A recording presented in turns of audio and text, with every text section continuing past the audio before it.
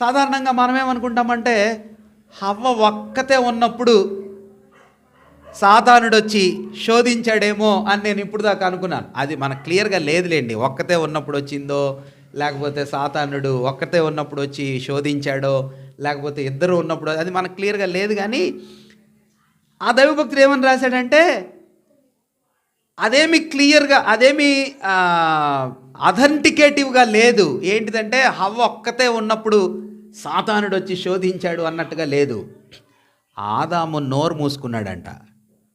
Adam shut his mouth while the women was speaking to a tempter అన్నాడు. అంటే హవ్వతో సాతానుడు హవ్వ మాట్లాడుతూ ఉన్నప్పుడు వాళ్ళిద్దరూ ఆదాము ఏం చేయాలా?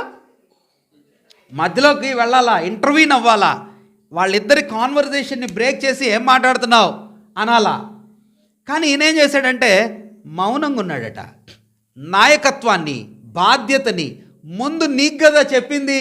అందుకనే దేవుడు, మీరు గమనించారా, రాగానే ఆదామా ఏమైంది అని ఎవరిని అడిగాడన్నా?